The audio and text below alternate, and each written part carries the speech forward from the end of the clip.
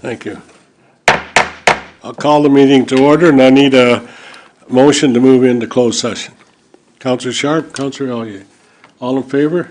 Carried. Thank you. We'll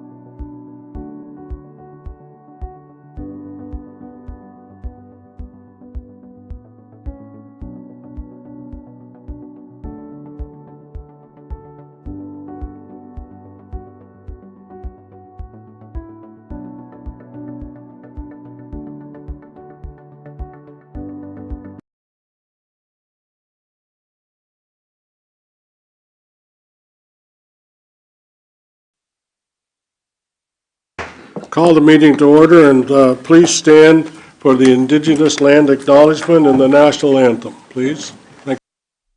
We begin this meeting by acknowledging that Quinte West is on Indigenous land that has been inhabited by Indigenous peoples from the beginning. We thank all the generations of people who have taken care of this land for thousands of years.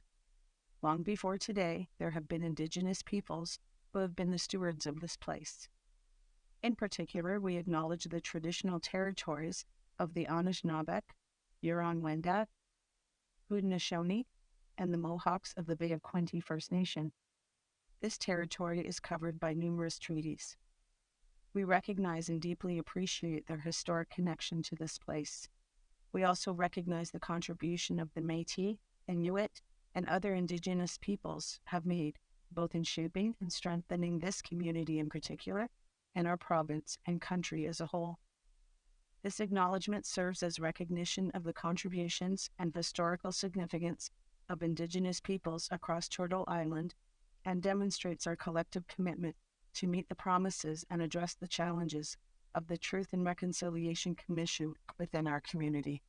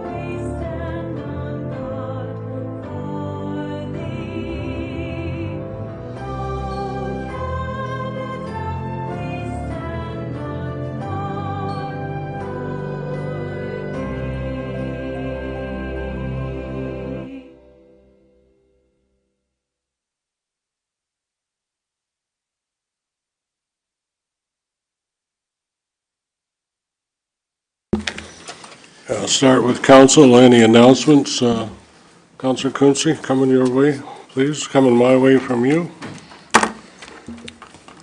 I just wanted to thank Public Works Department for the great job out at Tucker's Corner, resurfacing the play area for pickleball, tennis, and basketball. I went out to check it out yesterday, and it looks fantastic. Thank you very much. So people are going to really enjoy that once it opens. Just want to congratulate the city on a great job on the Toyota U15 Boys and Girls National Championships, and others will have a lot to say, but I just wanted to start it off. Thank you. Councillor Stedall.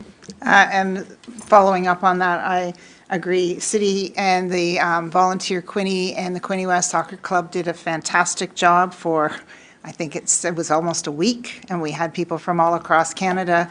It was a phenomenal tournament. I think that it was well done, and it's even out in the press, is that the fields are so well done, is that they can be used for other tournaments in the future, national tournaments. So kudos to everybody and all the hard work. There was lots of long days, early mornings for a lot of the volunteers. And just another note is that we got a notification today that there's Help Stuff the Bus on Saturday, October the 19th, in the Trenton United Church parking lot from 10 to 1. They'll be stuffing a bus with all kinds of upcoming cold items that are needed for the cold season that's coming up. So they're talking about food and clothing items and things like that. So just bring that to everybody's attention. This is this Saturday. Thank you. Thank you. Neil. Thank you, Mr. Mayor. I'd also like to echo Councillor Siddall and Armstrong's comments on the under 15 Toyota Championships, especially the city park staff. The fields were amazing. Everyone I talked to was really happy about how it was run, and thank you to all the volunteers, including city employees that volunteered their time. Thank you. Thank you. Councillor McHugh. Yeah, keeping with the theme, I too want to congratulate staff and all volunteers.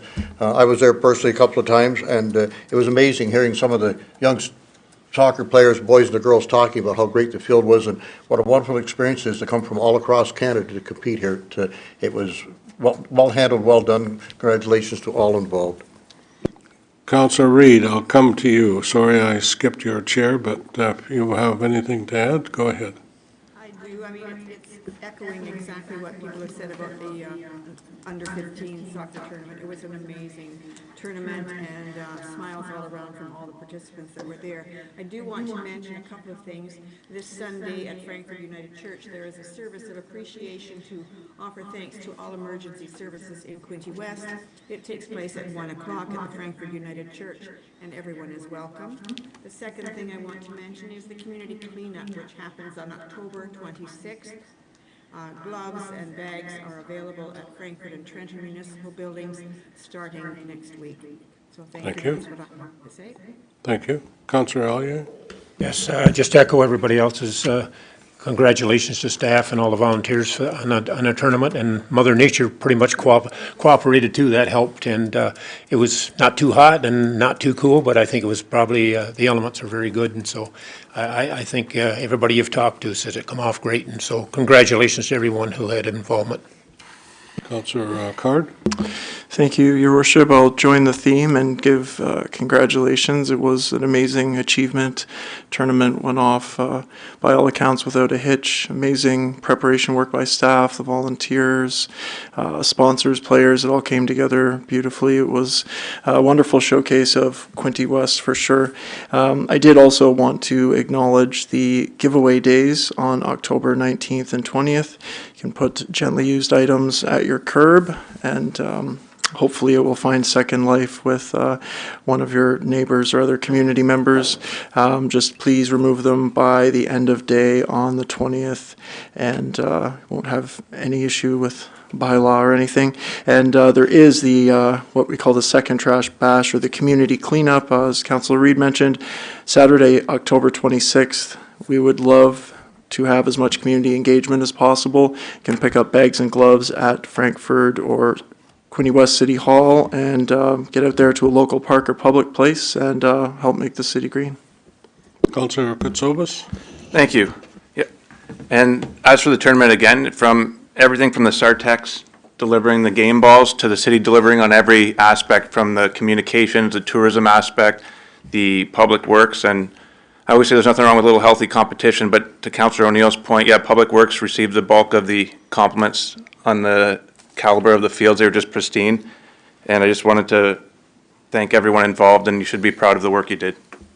Councillor Sharp? Thank you, Mr. Mayor, and I too want to congratulate everyone that was involved with soccer, and it was amazing soccer, particularly those last final games. Was kickoffs and overtime and whatever you want to say. I want to also acknowledge all the volunteers and staff and sponsors. The soccer was over 6 years in the making, and every department at City Hall and outside of City Hall was involved. And I want to talk about the collaboration. It was Public Works, Finance, Economic Development and Tourism, our Special Event Committee, Facilities, Parks, Water and Sewer, GIS, and Finance. So it takes a village inside and out, and it was just such a success. And the weather, for the most part, as Councillor Elliott said, stayed with us. I think everything has been mentioned, but I do want to add on to the stuff, a truck for our warming center that's coming up. And they need, I just wanted to open it up because I do want to highlight some of the things. The priorities are backpack, socks, underwear, sweatpants, sweat tops, t-shirts, long johns, outwear, hats, gloves, and scarves. Miscellaneous items that everyone needs that we all have: soap, shampoo, toothpaste, and there's a need for food and pantry items, and laundry detergent. So I just wanted to highlight some of the things, and thank you all in advance. Thank you. Thank you. Councillor Boyce? Thank you, Your Worship. I'll make it unanimous and congratulate staff and volunteers, everyone involved to make that a tremendous tournament. Looking forward to our our next potential tournaments that we hopefully will get soon, and that kudos to our fine facilities that everyone can enjoy. Thank you. Councillor Freeman, yes. Thank you, Mr. Mayor. I too have heard nothing but good about that tournament. It was amazing how well it went. The amount of effort that goes into that is wonderful. And to speak on something that Councillor Card mentioned, the showcase of our city is part of the benefits of doing that kind of thing. And the same with other things we do similarly. But with something this big and for this long, it really gave an opportunity for the people to see what we have here. The water, the restaurants, the stores, the entire area, it showed off. So thank you, everybody, and it'll pay dividends for a long time to come. Thank you. Thank you very much. Just a couple of more comments. It was a fantastic soccer tournament. Yes, it was. I thought it was cold. I found it cold, so I might have maybe didn't have enough clothes on, but it didn't affect the players. They were there to play, and they were keen, sharp. And the one team from is that Yukon or Yellowknife, whichever one it was, they raised a lot of money to get here. Yes, they did. And the goalie for the one team that was here lived was it 50 or 500 kilometers away from where they practiced. So committed, dedication, and yeah, they just were fantastic and so polite and mannerly and respectful. Whether they won or lost, they did their best. And as I say, Yellowknife, I think that was the first goal they ever scored in Ontario. So they were really proud. They were so proud they got the ball engraved and autographed and so on. So, and the Sartex, again, they were mentioned, but they were fantastic. They told me that the wind speed when they were jumping out of the plane was 80 kilometers an hour. And, but they still managed to land where they were supposed to. One did go over top of us, but that was okay. And they did deliver the balls as they said they would, because they were not able to play without those guys being there. So again, the military are a big part of our city, a big part of what goes on in a regular basis. So thanks to all, and as we all know, it's not whether you win or lose, it's how well you play the game, and they certainly were fine examples. Our first responders were there and involved and kept everybody moving the way they could. Reed's Dairy is looking for more cows, especially chocolate ones. I know that one day they gave out 1,400 or 1,500 small cartons of chocolate milk. So yeah, that's fantastic. And I don't know what the total was in the end, but great sponsors and great support. So thank you very much. Okay. Now we're at disclosures. Got the approval of the agenda. I need to move in a second or to approve the agenda. Councillor O'Neill and Councillor McHugh. Any comments or all in favor? Thank you. Approval of, oh yeah, any disclosures of pecuniary interest. That's where I should have started. Hearing none, declare that closed. Approval of the minutes of the regular council meeting held on October 2nd, 24, and further the minutes of the closed session council meeting held on October 2nd, 24 be approved. Need to move in a second. Councillor Quinte, Councillor McHugh, any questions or comments? All in favor? Thank you. And the last is the minutes of the regular personnel committee meeting held on October 2nd. Need to move it. Councillor Stedall will move that. Councillor Sharp will second it. That's good. Any comments or questions? All in favor? Thank you. Okay. Delegations. We have John Van Heusen, incoming Quinte Home Builders Association, president and co-owner of Van Heusen Homes, and Ruth Estewick, chief executive officer. Come on up, please. You're on.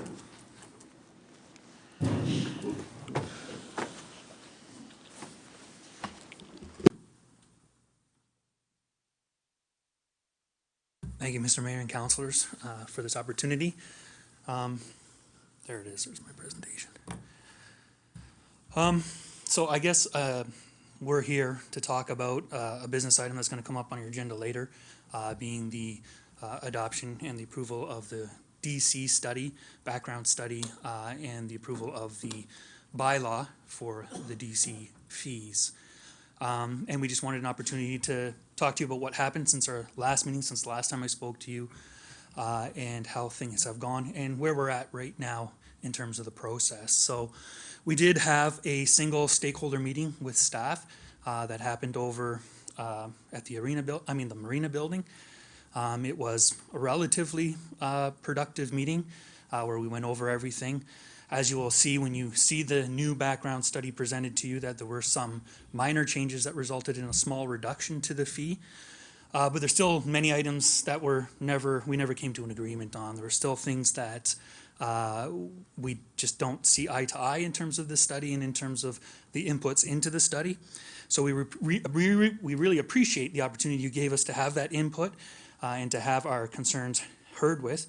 But at this point in time, as the organization of representing the Quinte homebuilders, we don't support the development charge study as it's going to be presented, and we do not recommend that council approve it at this time.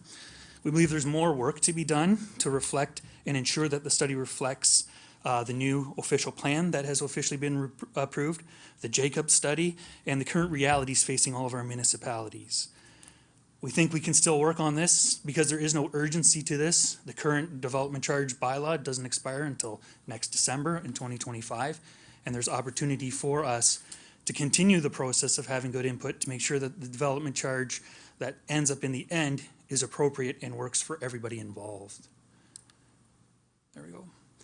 This slide you'll always see in all of our presentations, mainly because we do think it's important that you understand, as the Quinte Homebuilders Association, we represent an industry within all of the municipalities here. From the local ones here, it's over 5,500 jobs.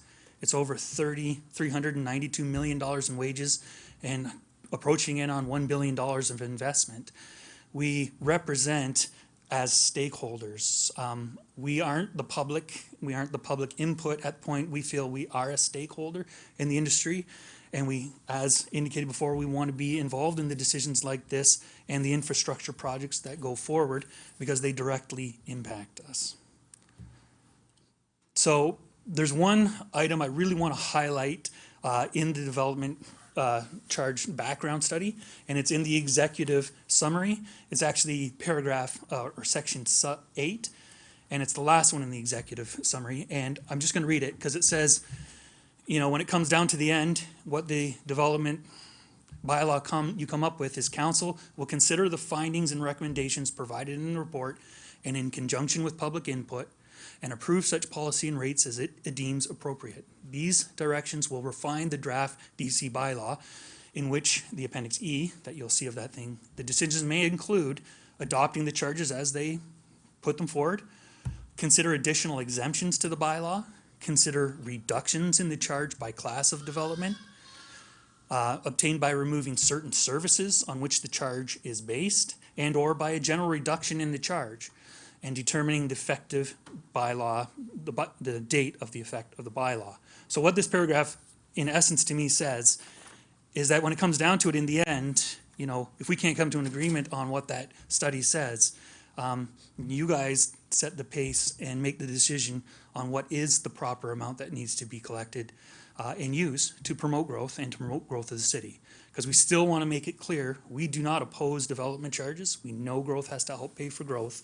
It just has to come to a number that makes sense into the future, and that is economically reasonable. One thing we want to point out is that, make sure I'm on the right slide here. More and more in this province and across the country, as I'm sure you're hearing in the media and news, is fees and background fees and studies and all of that come with the process of getting from a piece of land to somebody moving into their house with their new keys, is that percent of what those fees are is continually growing. And in this study, it's still representing a over $22,000 increase per unit within the municipality if you're on full-on services. And that is just a really stellar amount to absorb and especially to absorb in a one-time hit for all of our homeowners. Right now, I think what is really interesting is what's going on in other municipalities. So the greater consensus is that this whole development charge process is broken. It's not producing funds at the right times and the right time to access to do the proper infrastructure construction and to continue to promote growth and to promote relief on our housing crisis of promoting more cost-effective and more units in general. So what you'll see here is municipalities are actually beginning to roll back their development charges. One in particular, most recently, is the municipality of Barrie, who rolled back their development charges by 12%. That would go against any kind of looking at this as this is a one-way valve that only goes up. They're realizing that just because it's being collected in the reserve funds doesn't mean you get to spend it like that. But collecting it has a real implication in the here and now of purchasing a unit and driving up the cost of that unit. Because these fees, although they say they're paid by the developer or the builder, they're paid by the builder, and that cost is passed on to the end consumer. So what does that, how does that also impact if you have a broken system where you're collecting potentially a lot of money and the studies are backing it? What does that look like? So right now, and within the study, you know that there's the global amount that gets collected in terms of what the costs of these infrastructure items are going to cost. And only a portion of it can be funded by the development charge. That can range anywhere from 75 to 50% of the project. The rest has to come from somewhere else.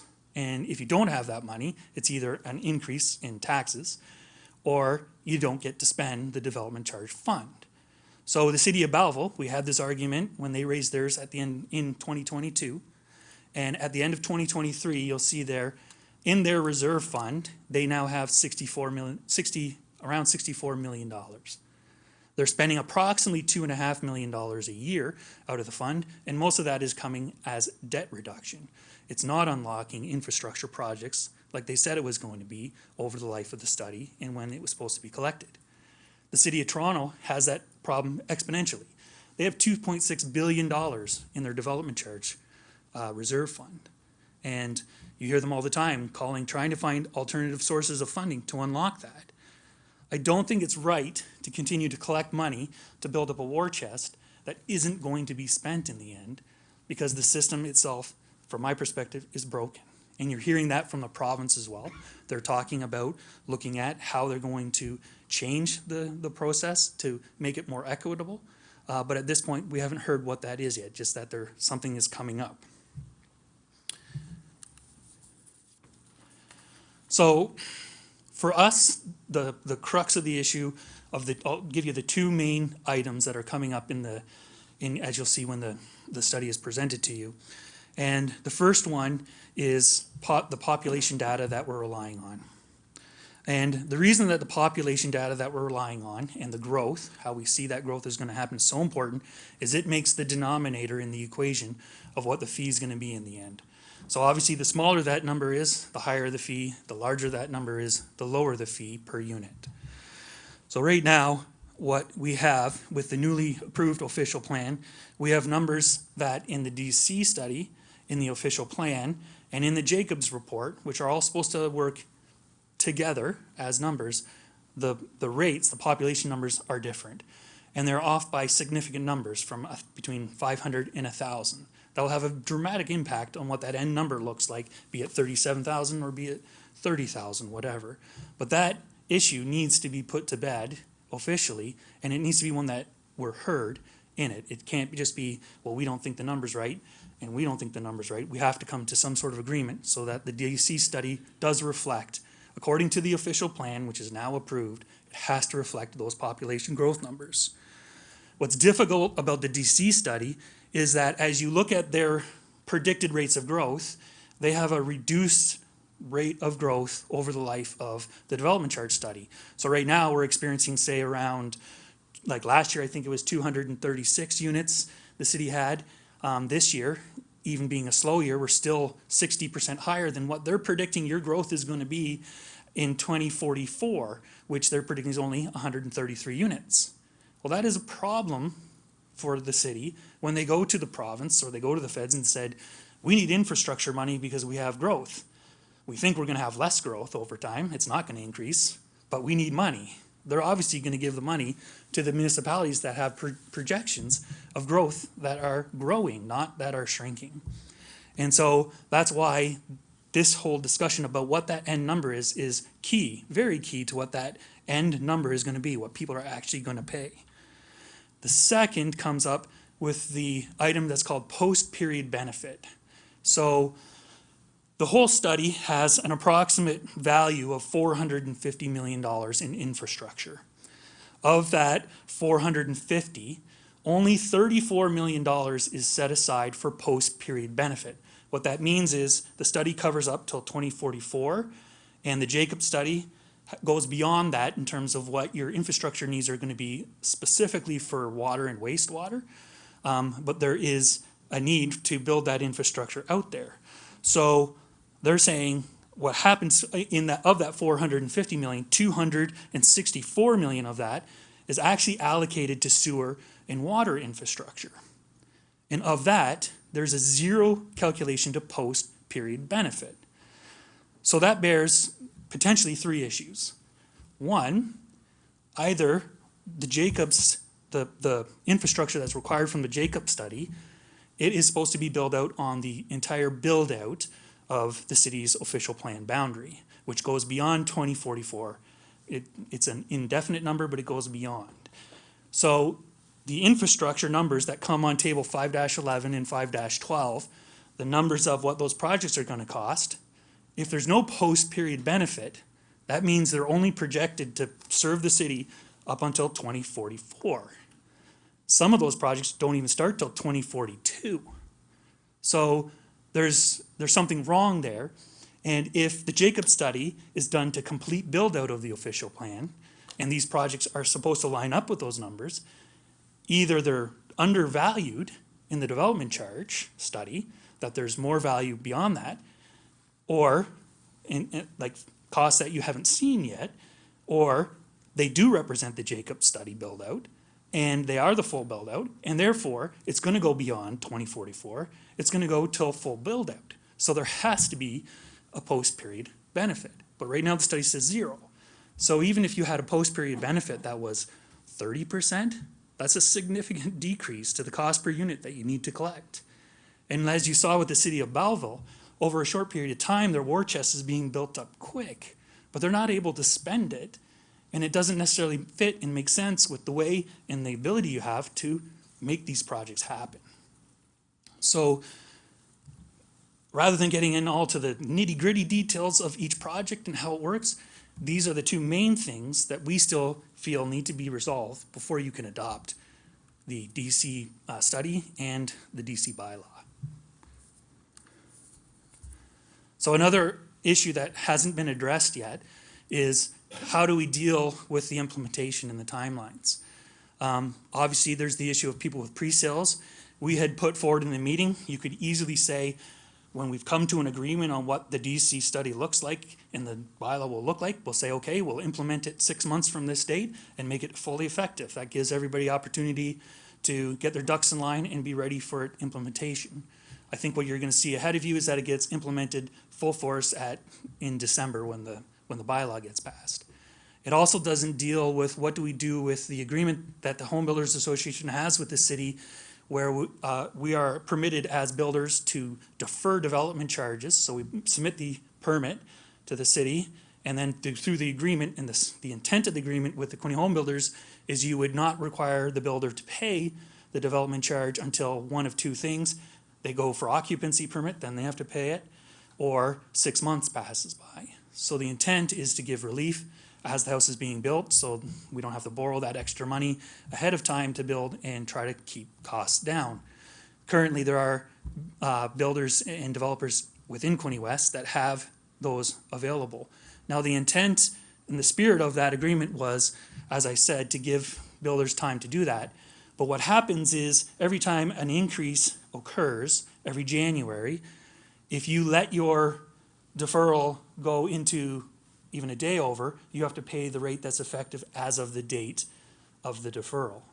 So the problem we have here is if it's immediate implementation and the spirit of our agreement is to give relief, if they go over the date of implementation, they're going to be paying 150% more development charge than they did when they undertook the project. And we don't think that that should happen. So what do we want? Why are we talking to you here today? I really think that in the end, you know, we all work as hard as we can to produce the best studies and everything, but in the end, it's council that provides leadership and guidance. We know that there's going to be a development charge increase, and we want the city to grow. You know, we've often talked what would be a number that we think works. And all I can say to you is we've argued that Belleville's is too high, and theirs is sitting at 30,000 right now.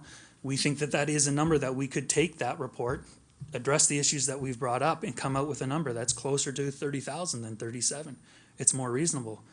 I think it's funny that right now there's 2 other municipalities in the area that are going through the same process, and all of them came up with a 150% increase and all fell within a few $1,000s of each other. That would assume that all of their needs are exactly the same and all of their needs per capita, and that it just doesn't pass the smell test because they're extremely different communities. And a development charge should come and cover the cost of what growth is actually going to be in those municipalities. So from our perspective, we need more time, but we need to make sure that there's a willingness to truly answer these questions and work towards a development charge that is fair and equitable. So we need proper analysis of our population data. We need to solve that post-period benefit, because if not, if you're only building out your infrastructure to 2044 with that $260 million, what's going to happen the next year? And, you know, are you going to rip all the roads up again? Are you going to put more infrastructure in? Are you going to start from scratch again? Or is the vision to full build out? So we need to settle that issue of how much of this, of the value of these projects is actually post-benefit, post-period benefit. And then again, fair implementation of it. And lastly, when this is all said and done, we don't want to see giant reserves in a development reserve fund. We want to see infrastructure and projects in the ground. So we want accountability that these projects are moving forward in a timely fashion. And trust me, we understand delays, but over at the city of Belleville, we were supposed to have a pumping station that was supposed to be operational at the end of this year. And it's just going out for tender approvals. Yeah. So, you know, you can collect it saying you're going to build it tomorrow, but in reality, we got to look at when these projects are going to happen and come up with a number that actually works and is based on our official plan in the Jacob study. Any questions? Just want to take a minute here, John, to Director Angelo, you've got the projects that, and you know what we've got to do. We've got to do a wastewater line from the west end all the way across the river, correct? Yes, correct. And well, how are we at this point in time standing with our reserves? Well, I think that's a question that Mr. Hodge can probably answer. Okay, all right. I'll let Matt answer that, no problem. Thank you. Through you, Mayor. The reserves for, in total, we're just under 10 million. In water, wastewater, we're just about just over 3. So I was under the impression that we didn't have the money that is required to do that project. The project total will be 30 million, and we have 3 million. So, Okay. no, we don't have the So current balance. That's where we stand. So, yeah, we're not trying to build an empire. We're just trying to put in what we need so we can continue to build. That's what I think we're trying to do. So, and I know there's no easy answer. I understand that. I don't think we like them any better than you do, but yeah. Any other, Councillor O'Neill, go ahead. Thank you, Mr. Mayor. Thanks for going through all those explanations and explaining it. Appreciate it. I agree with you that growth should be paying for growth, but right now developers are paying $15,000 for a combined, and I don't feel that's fair compared to Belleville's $30,000, compared to Prince Edward's higher. I can see where you're coming from, but I think the why we need to do it in is because right now I don't think you're paying your fair share, especially with what the consultant's saying. But I can see where you say, well, maybe not that much, so thank you for your input. Anyone else? I don't agree, I don't disagree with you there. I do think we need to pay for growth, and like you said, if you've got a $30 million project, your DCs are not gonna collect that in 1 year of operation. It's not gonna unlock that way, because some of it is specifically allocated to the various projects. It could take you the full 20 years to collect the $30 million for that one project, right? Because the way it gets allocated, as you heard, some of it's to roads, some of it's to sewer and water. So if we're looking at it as a specific project and how we have to come up with money for that, yeah, we have to think about that, and we have to make sure that growth is paying for growth. It's just, this system is, like you're experiencing, it's broken. It doesn't, you end up with a big pot of money that you can't just go to and take out. Okay, Councillor McHugh, go ahead. Thank you, yeah, great presentation. You mentioned the 30,000, we're talking 37 here. Home builders would be happy at 30,000? Is that a figure that you would? I think that, you know, we've had obviously lots of conversations as a group. I think that number is probably a lot closer to what we're comfortable with. I think that, obviously I can't speak 100% for everybody. Some people won't be happy with any increase. But on the whole, I think that is a much more appropriate. And I just look to our neighbor city, the city of Belleville, and I see that their reserves are growing. They're growing at a more than fine rate. We only started them at 24 because of the indexing. They're at 30 now. And that's what you'll have to look forward to as well. The indexing is going to continue on. So I would say, you know, if I'm thinking, if it's, so far it's working for Belleville, yeah, it would work for Coney West at 30,000. Thank you. Councillor Elliott and then Councillor. Yes, I'd like to thank you for your presentation, and I know I've read through this, and it's about as exciting as watching paint dry, excuse the termination of it. But anyway, it's a double-edged sword. It's money we need for future infrastructure, as you've well said, but it also makes housing more expensive too, and we're trying to build housing and make it affordable. And getting on to what Councillor McHugh says, I think we should take a harder look at it. I don't know how much time you would need if we deferred our decision tonight, if you need another month or whatever. I know this term here doesn't run out as far as the DCs until end of next year. So maybe we should take a harder look at it and provide you with our staff. I think we've tried to provide you probably with the infrastructure needs that we need right now, but I just don't, I was just wondering what time frame you feel that you'd be comfortable with if you had to sit down and renegotiate again with our senior staff. I think that what we have to do is we have to make sure that the population numbers are correct, that we're both dealing with, and that we agree with how to calculate them, and that the defined benefit, the defined post-period benefit gets figured out. I think if we figure out those two items, the number's going to fix itself, and it'll be justifiable by the studies. And then you'll have a DC study that says exactly what we're talking about here. Because the one thing you don't want to do is have a DC study that says 37 and an approval of 30. That you want to stay away from that kind of situation. We want to make sure that they align so that there's no, you know, going back to the pot saying the city has to now make up the difference kind of idea. They all need to be singing off the same song sheet.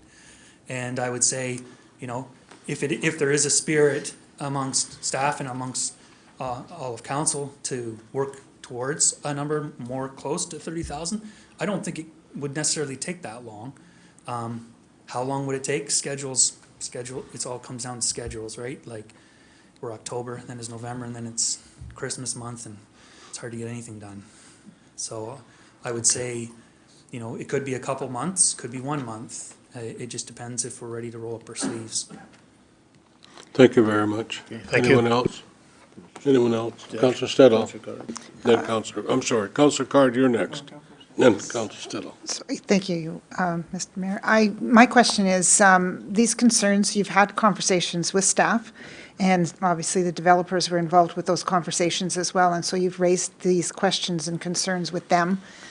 So I guess we now have an updated bylaw and an updated study, and I'm just wondering what the result was with those conversations when those questions were asked, and if there is anything that, we're only hearing your side, sorry, and I wish I had been at that table so I could hear the other side of the story, because I think that there's a little bit more as to what is going on with this post-development. And to be fair to staff, it's just, there are issues that we came to an agreement on, and that's why when you see the number come through, it's about $360 less than it was.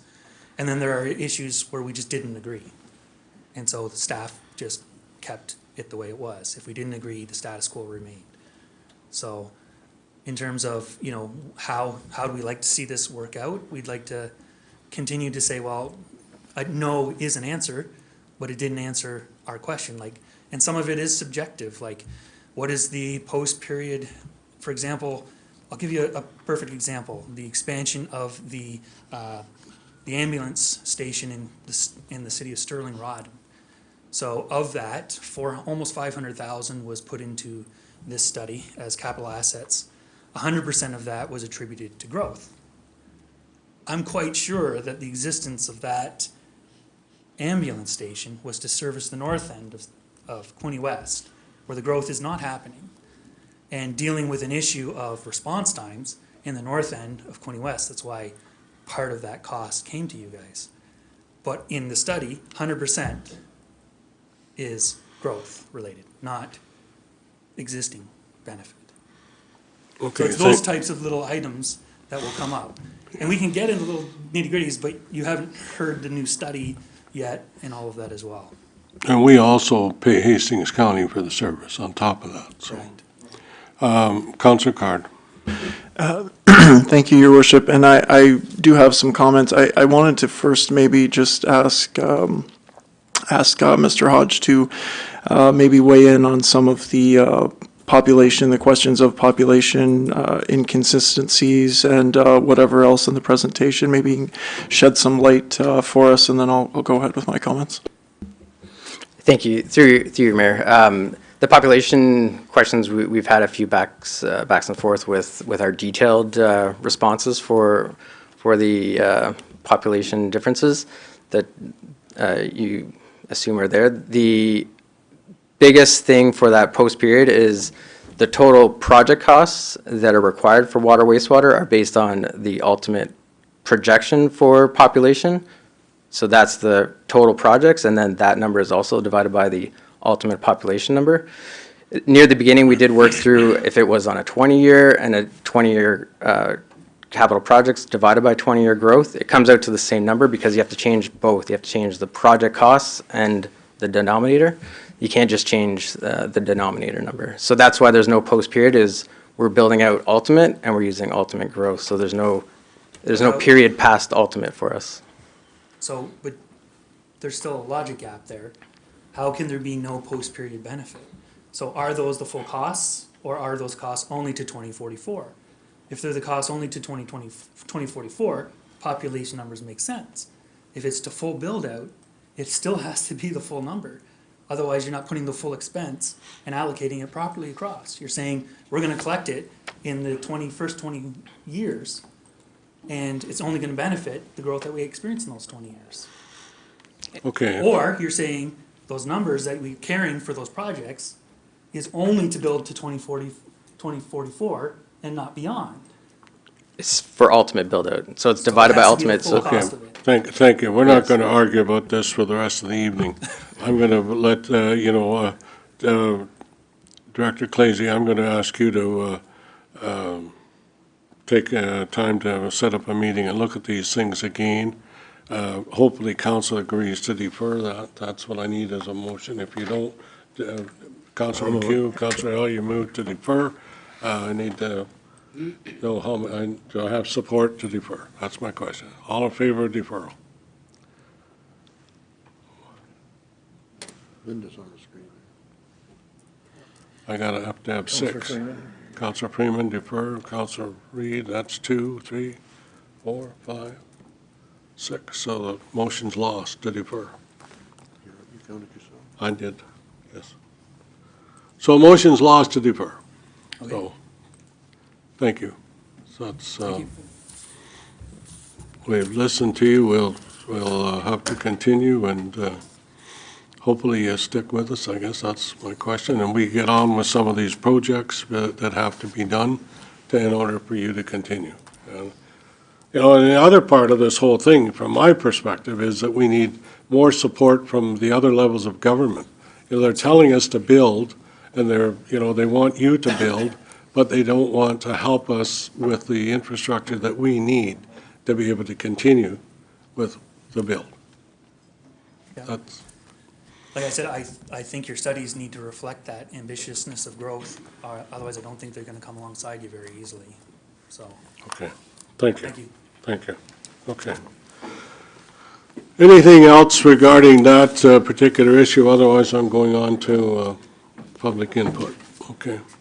Thank you. We'll go on to public input. Anyone for public input at this time? Come up, please. You have three minutes to state your concern or your. It's going to be a challenge holding on to 3 minutes, sir. But I'll proceed. What is your name to Councillors, start corporate with? staff, and Quinte West residents. My intention is not to be confrontational. The presentation aims to present information that should have been public. Due diligence is key to accountability. Efforts to communicate with the mayor and council began in May 2024 with a letter sent on May 8th and a cancelled meeting on May 28th. Also on October the 9th, 2024, a delegation form was submitted to you to display the facts on a PowerPoint presentation. That was denied. Presentation focus. The root cause of the breakwall failure, budget issues, and recommendations for future. Marine costs will be addressed. Information was gathered through various sources, including a freedom of information. Now, one of the issues that was discussed at the council meeting was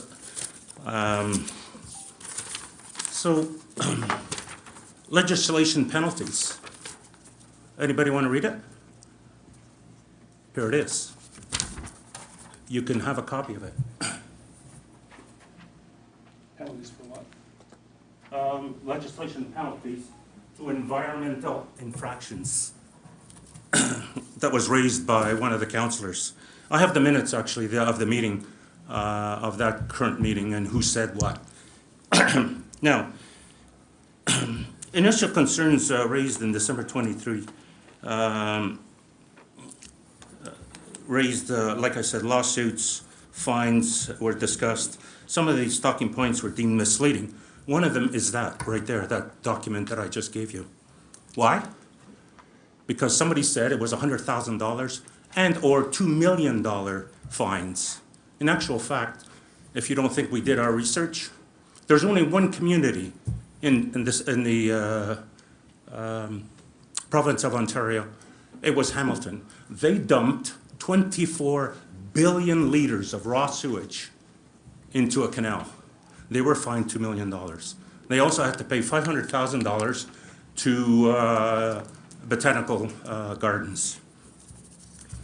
Now, based on the breakwater design issues, I want you to pay attention to this article or this thing because it will appear a second time. Bellingham, the U.S. company that designed and produced the breakwall staff, was told that the Trent Marina was the first done in the Great Lakes and technology had been tested. There were concerns about ice conditions and they were ignored warnings from experts in New York. So there was a team of whoever, we couldn't get that data for some reason, it's quite hidden, of travel logs, we couldn't get it. Now, the contract was signed in December 4, 2004. We have the signature who signed it for over $6 million. Breakwall failure. The breakwall was constructed with foam, concrete, and steel and wood. The breakwall was built with certain safeguards to prevent damage. Now, warranty is mentioned over 100 times in our Freedom of Information. The design life was supposed to be 25 years. Now, The third item is quite interesting. Supply, install, commission ice suppression system to keep the area on the contract drawings free from ice. Now, the 10 employees, 10 Quinte West employees were trained on this system. The operating cost to the city was between $50,000 and $70,000 a year. On May the 9th, 2016, check number 100-866 was paid to Diamond Electric Contractors Limited to remove what? The ice eaters. Why? So Point staff- of order, sir? Sorry? Yeah, you're out of time, Ed. I'm out of time, but you know what? I can come back next week and do this again and continue if you want. But I don't know why you don't let me finish. Well, Because I'm almost at the end. Well, we'll give you another minute. Mr. Delandine. Okay, I'm sorry. So anyway, there are confirmed details during our intensive investigation. Engineering firms contacted by the city or contracted by the city findings, and they say, remember what I said to pay attention to a particular thing? The installed Bellingham system is not usually installed in the Canadian Great Lakes and may not be suitable to the effects of ice and wind-driven ice. Based on our discussions with staff, Quinte West staff, we understand that the bubbler de-icing system was previously installed but deactivated by the Quinte West. Why? If the Bellingham system is to be maintained for a prolonged service, a de-icing bubbler must be installed. So anyway, to finish off, we're concerned about, first of all, transparency. We're concerned about the information that we spent over $250. I don't care. And the time that it took us to find. Because your own documents, that was very hard to find in the Quinte Web maintenance log, it's all there. But we had a heck of a time, to be honest with you, trying to find it. Anyway, we finally found it. And this week, a document was sent to us to confirm our suspicions from an engineering firm, Shoreline Plan engineering firm from the City of Toronto, did a study, and they confirmed that one of the main reasons why the break wall failed was because the ice suppression system was stopped. So in 2015, 2016, no problems. 2016, we have approximately 39 entries each week of problems with the break wall. So, you know, there's somebody, I mean, most of you or a lot of you have been around, staff, corporate staff. Some of you have been around only 2-3 years, I understand. And trust me, I've done my work. I've done my research. So we're looking for accountability, transparency, and to avoid, I know we have to build the break wall. We want a copy of the tendered contract so that our expert, we have an expert, can look at it and see if Quinte West has followed all the procedures to avoid any future costs to the taxpayers of Quinte, because we're the ones that are going to pay for it. Thank you. Any questions or comments? Thank you. Thank you very much. And Director Grimman, you have a report coming to council at what time and what month? Thank you.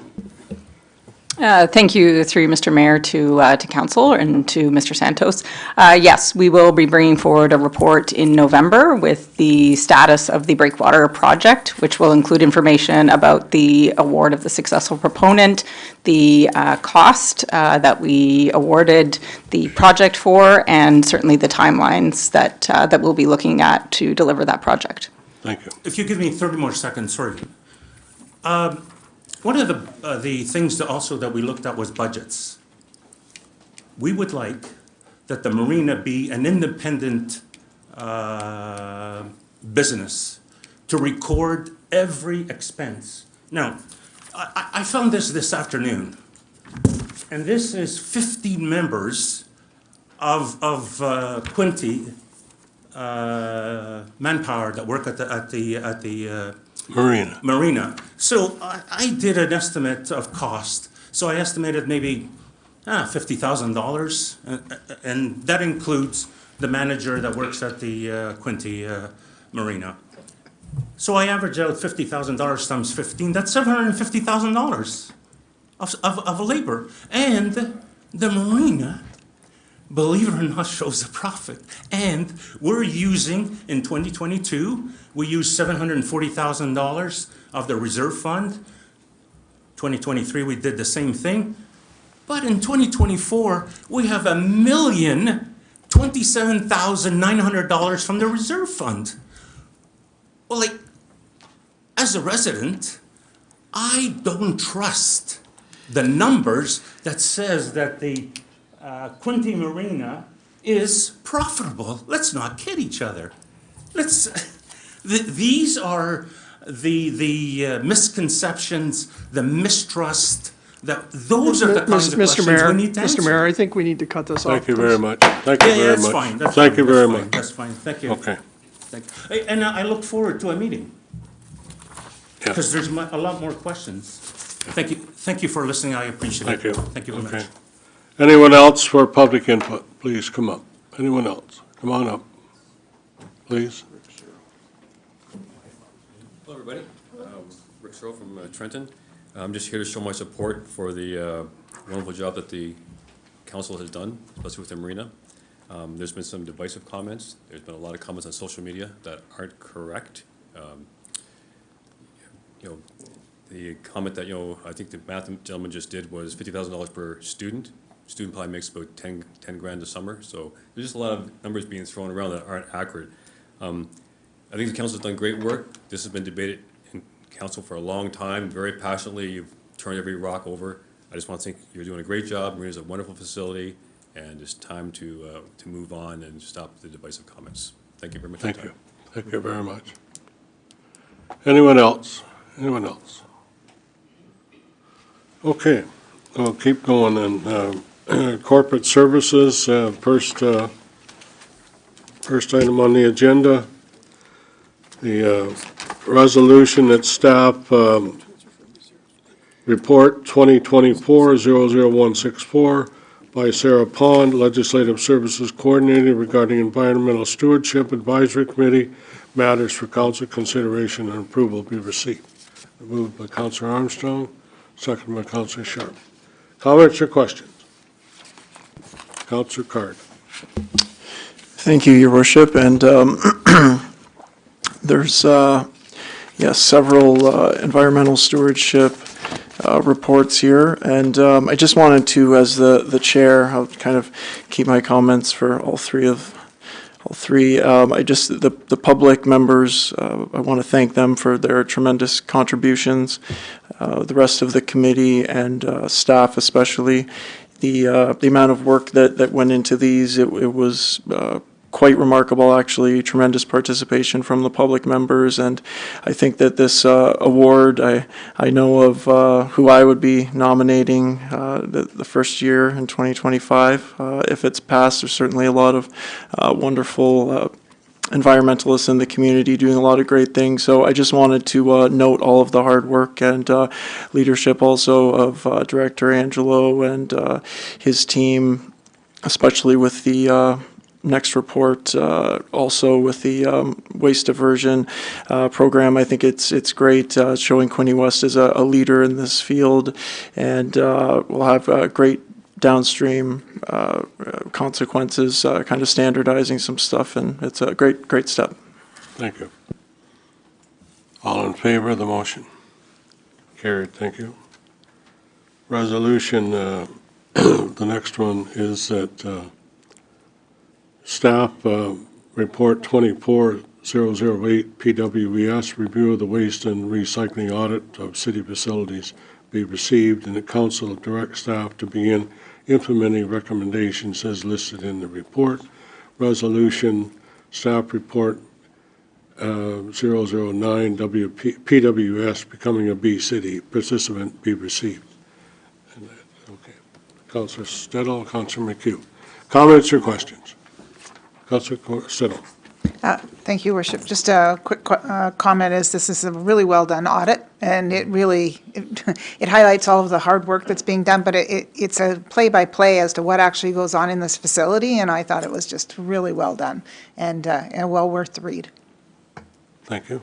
Anybody else? Councilor Sharp. Thank you, through you, Mr. Chair, and congratulations to Councilor Card and the Environmental Stewardship Committee. And as he noted, the volunteer work that was done and is being done with the awards and so forth. But I wanted to speak to particularly the waste report that Mr. Brown and Mr. Angelo and other staff, when they went through all of the facilities, and there were a lot of recommendations that came through their work and the committee's work. And some of them are, they're not going to cost a lot of money. They're things that we all can be doing in minor ways in our facilities. And then there's some other options that places like Loyalist College are using with different signage and containers. And we can start some pilot projects, which Mr. Angelo and Councilor Card and the committee are introducing. So I too wanted to highlight the work of that committee and the opportunities that we all have to move some of these suggestions forward, and many are not high cost. Thank you. Okay. Anyone else? All in favor? Thank you. Thank you. Carried. Staff resort. Okay. Did we get this one done? Financial services. Yep, okay. Resolution, staff report 2400139 by Director Denowden, Sorry, Finance Your Treasurer Worship. regarding fees Sorry, and charges. point of order. I think we missed one. That was the B City resolution. I thought we Sorry. just did that. The B City, it was another, there were 3 resolutions for that. So the staff report 24009 PWS, becoming a B City participant, be received. Okay, okay. To be or not to be. Moved by Councilor Stedall, second by Councilor Sharp, that we become a B city. That's B-E-E, right? Okay. All right. Any comments? No, it's a stingy motion. All carried then. Yeah. Carried. Okay, thank you.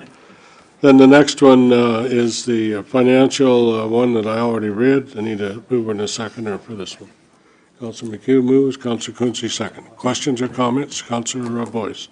Thank you, Your Worship. The majority of user fee schedule, I certainly am in agreement to. Last year, when we discussed this whole user fee, there was the issue about the boater fees. And I looked at and did research, and I looked at what other marinas are charging, Bluffers Park, a number in Toronto, because I was curious as to why so many boaters are coming down from Toronto. And I looked to see that we're, again, this year, despite the ongoing costs that we're going to see in November, the proposal, and I think it was mentioned about the $1 million, and I think that goes to pay our previous, like the marina, the cost that we still owe on it. But I looked at the costs in Toronto and the GTA, and I find that their rates for dockage fees are almost double to what we're actually charging. So we have people coming down again from GTA, Toronto, and various areas that see our rates at, I think we're proposing $64 a foot for seasonal, and they're paying anywhere upwards from 110, 115, 120 even at some, plus they're paying for parking, et cetera, at many, excluding bluffers, I believe, but many are paying. If the marina is, if council wishes to continue the arena, I think we have to start charging more realistic rates. I don't believe that 5% to the marina is accessible. I proposed last year, I didn't get the support, but I proposed that out-of-town seasonal dockage fees be charged a rate that was more comparable, because they're not at the end of the day paying the $7-10 million what it's going to be to repair it. They're not paying. They're just reaping the benefit of our taxpayers, and I don't believe it's fair. I think we can have two rates, non-resident and resident rates. But I believe that I won't support a 5% increase when I know in November we're going to be talking about the viability of the marina and the costs. So I'm not going to support the user fees, even though almost every other user fee schedule I fully support. I just fundamentally I will not support 5%. As an increase. Thank you. Councillor Sharp.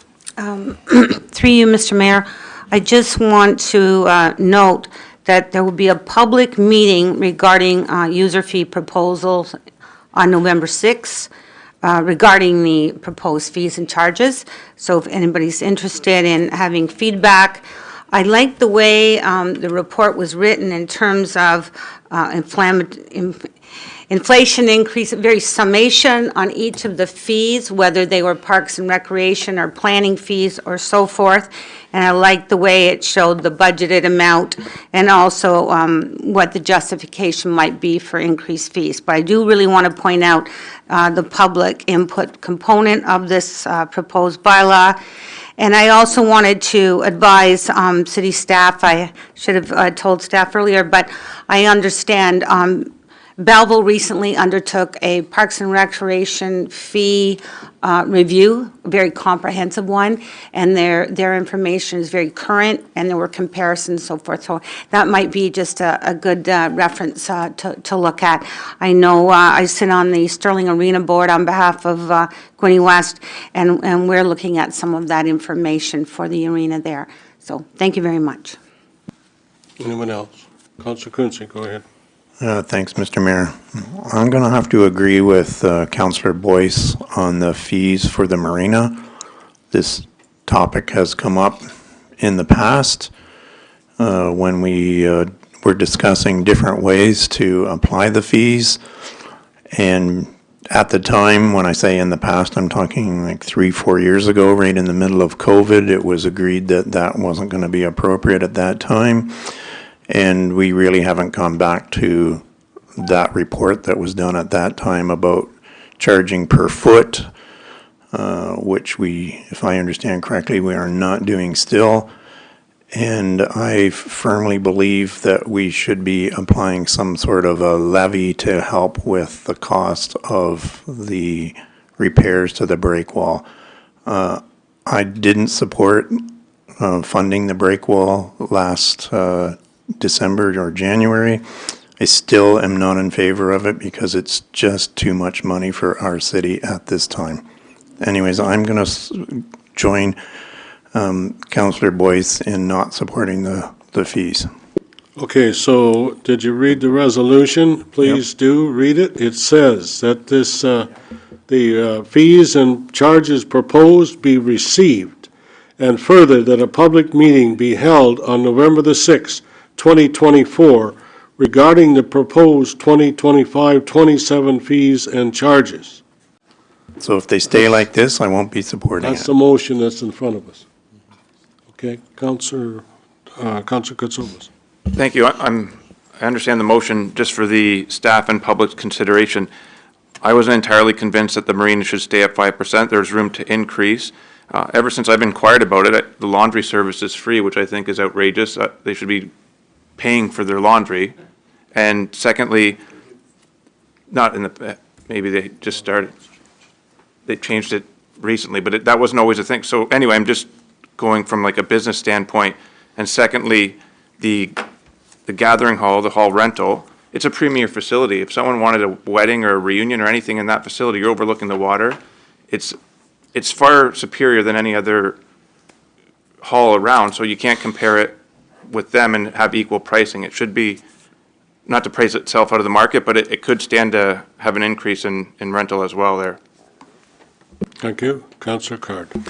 Thank you, Your Worship, and I would echo Councillor Kotzebos's comments as well. I think that it may be worth getting some maybe more local comparables. I know Councillor Boyce mentioned Toronto. It's I would be curious what other local marinas are charging for the docking fees. I mean, certainly we want there to be an advantage to come here from Toronto to get some of those tourist dollars, of course. But, you know, how wide should the gap be is certainly another question if it's significant. So I would love more information from staff in terms of comparables and possibly a deeper dive on that question. Thank you. Councillor Stedall. Thank you, Your Worship. So I'm very pleased that this is coming back, that we are going to actually have a public input, and I'm hoping that we do get some public members out that will come and speak to some of these fees. It's quite a long list of them. The one thing that I do appreciate with service, with the user fees, is that you're paying for a service. So you're getting a service and you're paying for that. It's not like, you know, like most of our services aren't specific to actually something that you get back in kind. So, but I think it warrants that the public reviews it. I agree with the comments that are being made on the marina fees. I think that we need to do a survey to find out what the comparables are. And also, one of the things in here as well is the bag tag fees. I see there's no change. They're not increasing for over 3 years. And I know I've kind of been pushed back on having that increase. But I'd like to see some background as to what we should be charging for those bag tags. Because to go from increasing them every year to not increasing them at all for 3 years, are we just trying to, like, why are they not increasing for 3 years? We know the costs for landfill and collection and all of those different fees are going up. So I want to make sure that we are actually hitting the mark where we're getting enough money to cover some of our costs. So I know we can't cover all of them. And also, like I said, there's a long list of them. The fees in here, there's a tax reminder fee, so if you don't pay your taxes, not only do you get dinged your interest and penalty, you also get a $5 charge just for us to send out a reminder notice. And there's also, this one I can't say I'm completely in agreement with, a water wastewater paper billing surcharge from $1 going up to $1.50 per bill. I know we are trying to push people to try and get them electronic. I know we are also have moved to a monthly billing. But anyway, I just wanted to bring that to the public's attention. Those are just a couple of the examples in here. I think it's really warranted. We didn't get much public response when we had the water and sewer rates going up, and they are, you know, about to go up. We didn't get the public input for that. But I think that this is something that I would suggest the public should really take a look at and provide comments. Thank you. Okay, out of all that you've said, do you want to put a motion on asking staff to bring back a report on the bag tags, or? I understand that staff may be bringing back some of those reports to have discussions on the various items during budget. But yes, I would definitely like to see at some point a discussion, even if it's in the budget, about what the bag tags are and why they're staying the same. And then, but a specific report coming back, it sounds like the marina fees is warranted separately. Yes. Okay. Thank you. So you're making a motion to bring back a report on specific increase for bag tags. So anybody second that motion? Staff report for the marina fees. Second, Councillor Boyce. Okay. All in favor of the motion? Carried. Thank you. Okay. Next one, resolution is the development charges regarding development update and proposal be received, and further that council approve the development charge background study and proposed rates with an effective date of December 1st, 24, and further that staff be directed to bring forward a bylaw at the October 30th, 24 special council meeting to set the development charge rates as outlined in the DC study. So that's, I need a mover and a seconder for that resolution, or you can redefine it. What suits you, that's what I need to know. Councillor Armstrong, what was your hand did wave and? I thought you asked for a motion.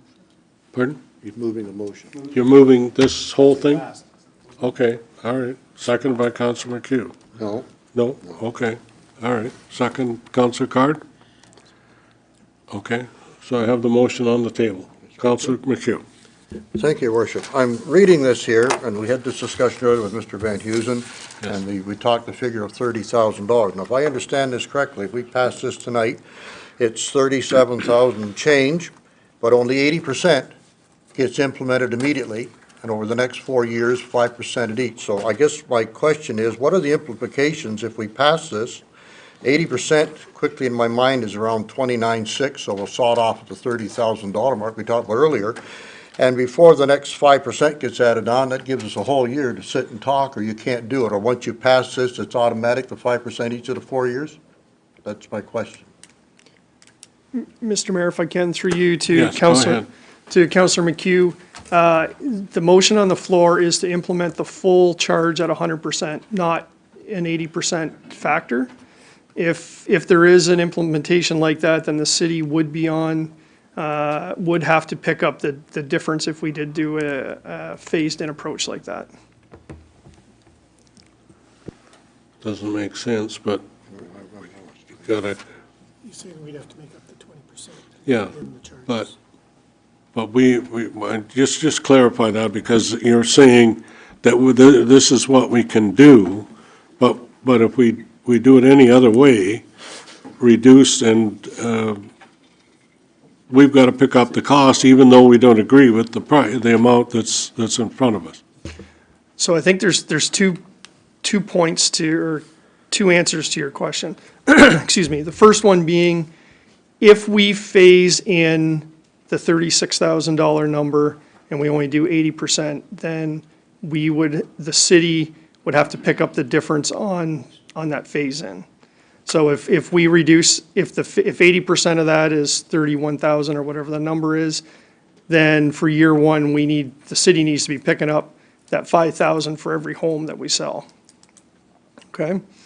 The second aspect is, if council decides to just reduce the charge and still implement 100% of it, then the charge is not going to relate to all the work that we've done in the background study, and we would be leaving money on the table that we could be recovering for these projects.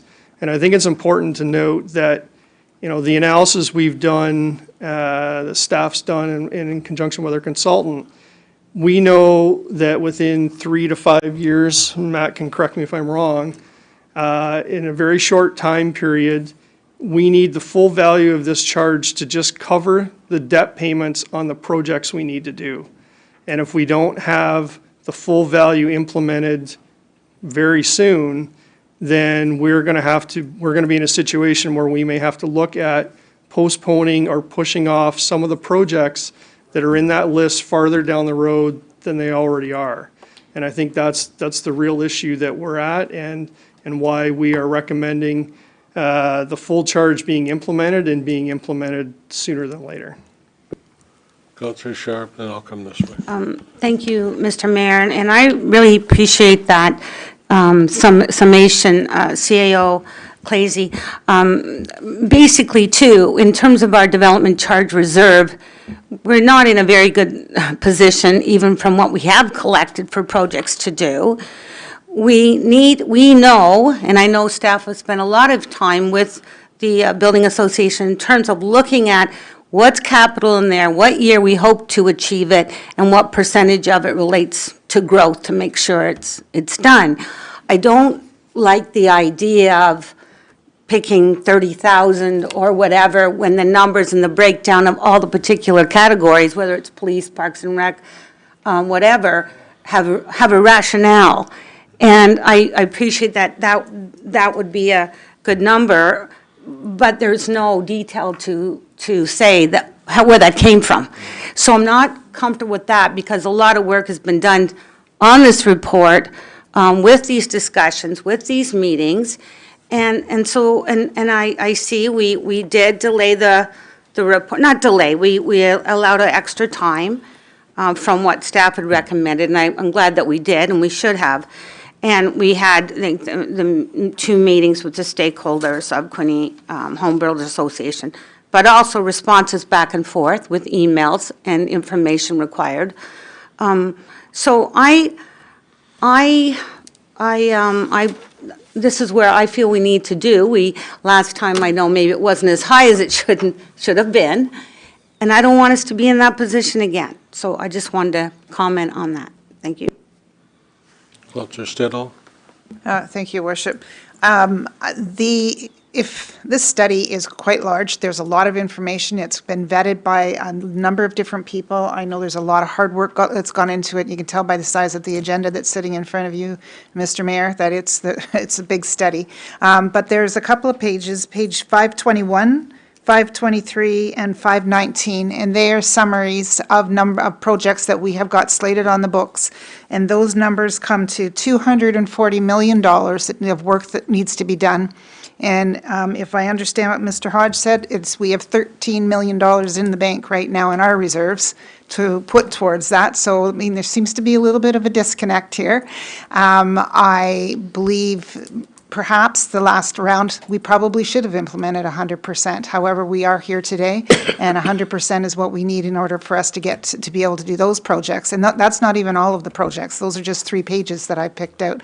And the conversation earlier where there's a reserve war chest that's being saved up for future projects that will not be done is, I believe, it is an error.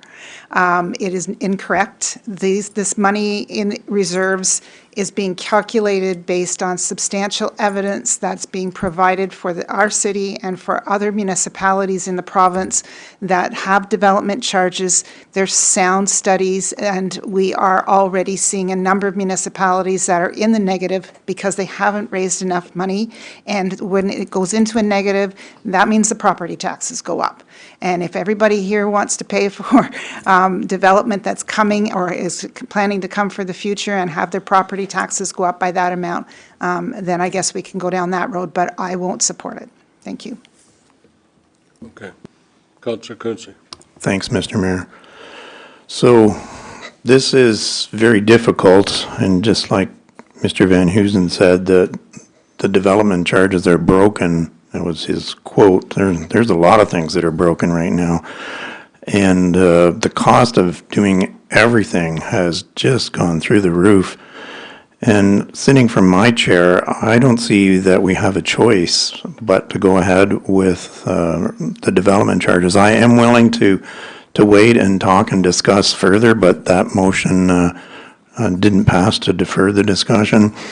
But I'm still listening to our staff, knowing that the cost of everything has just gone through the roof, and the projects that we have to do so that we can grow, it's just a huge amount of money, which Councillor Stedall, you mentioned about the number of pages. Anybody can go to the agenda, they can read the staff comments, they can read the report from the service that we hired to do it. It's only 280 pages. So I just wanted a question on this from our staff, be it Matt Hodge or Director Jardin, in relation to Mr. Van Heusen's comment about the population question, that there's 3 different numbers from not only this report, but also the recently passed official plan that just got passed. Because I know the population numbers from the official plan, we did the submitted the official plan a year and a half ago to the province of Ontario, and everything changes tomorrow, let alone what happened 18 months ago. Thanks. If staff could comment on the population question. Go ahead. Through you, Mr. Mayor, yes, the updated official plan is the growth numbers that are in the DC study. So there is projects that are based on 10-year growth, so 10-year growth from the official plan were used. There's projects that were based on a 20-year growth for roads, and then a 20-year growth from the official plan was used. Water, wastewater was all from the water, wastewater master plan, which was ultimate build, so the total projects required were based on the ultimate growth, which then that is also the denominator for the price per person for water, wastewater. You okay? Thank you. Okay, Councillor Katsovas. Thank you, Mr. Mayor. I'm comfortable more with a phase-in approach, just from not having them incur the cost 100% as of December, that being the winter is their slowest season, instead phase it in to a more desirable amount by the spring, not over a certain amount of years, but by the spring when they have their businesses booming and they can absorb the cost much easier. So that allows the city and the development community as well to discuss what number they want to get to by the spring. But to phase it in all 100%, that large of an amount, again, I didn't want to defer the cost. I already made that motion in the last meeting when Mr. Van Heusen came, but this has to get started. We have to start collecting something as a city, but I'd be more comfortable with the phase-in approach. Okay, Matt, go ahead. Through you, Mr. Mayor, just to clarify, any phase-in, any amount less than what's calculated needs to be picked up and paid for by the taxpayer, by the tax base. So any exemption, any phase-in is, we have to get to the calculated number. But the original one was over years amount, even if it's just over one season, if we're just coming to the spring as opposed to collecting it in the winter? Yes. Same impact? Unless we do a full implementation, like delay the full implementation, but as soon as we implement a new DC charge, whatever the calculated rate is, whatever, if we randomly make a change to that calculated rate, the taxpayers need to pick up the difference. Anyone else? Councillor McHugh? Yeah, I was originally hoping for a deferral, and then I was hoping maybe at the 30,000, I'm trying to find some common ground here. But listening to council or the city staff, they've done their work, they've dotted the i's, they crossed the t's. It sounds like it's now or never. It's the whole thing or nothing at all. And I guess I have to go with the resolution as it's put on the table. I'm sorry, but there is no way to delay this apparently any further. We've had enough time and discussion on it, would appear, so I will be voting in support of it now. Thank you. Councillor Card? Thank you, Your Worship. And yeah, I don't think that anybody sitting up here is thrilled about raising costs on businesses or making Quinte West, potentially less competitive for building and development. That being said, I think that QHBA makes some good points. I understand as business people that they're looking for some predictability and into the future and want to know where they're operating from and what their costs are going to look like. But the city, with the spiraling debt levels that we have and dwindling reserves, I mean, some of these numbers there's less than 9 million in the DCs, in the reserve funds. We have $100 million in the first 6 years to spend, and we have less than 10 million right now. Some of these projects, since the 2020 when it was opened last, McDonald Bridge up 158% in cost, second Doug Hill up 135% in cost, the County Road 40 expansion 900% in cost. I mean, some of these are wild, and that's how we get to 240 million. And the issue is just that it is possible that somewhere, some of the population numbers or there, as Councillor Stedall said, that it's very well vetted and there's a lot of studies go into this. Even if it is off slightly, the issue is that it's millions or tens of millions of dollars that property taxpayers will have to pick up if we're wrong. So, and these projects clearly, we start delaying some of these back into the future, there won't be any development because the infrastructure, especially water, wastewater being the most sensitive, if there isn't capacity, then there will be no subdivisions built if we're reaching capacity in some of these areas, if these projects are pushed off. So I just don't see how we have a choice here to not would just, I think, expose property taxpayers to a bad situation potentially. I did want to note just very briefly for those that are worried about an effect on affordable housing, because obviously there is a housing crisis and raising these costs, that is a legitimate concern. City is right now in the process of passing a CIP program to target affordable housing to give DC exemption. I know that the province already exempts nonprofit and affordable housing, but we're giving an even more generous interpretation to cover even more with the DC exemption and even potentially the property taxes waived off too. So I think that we can do this and still not have a significant impact or any impact, frankly, on the affordable housing as it will be exempt.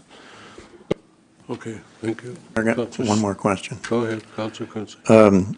Mr. Van Heusen also mentioned in his deputation about the ability to pay the development charge once the home is occupied or after a 6-month term.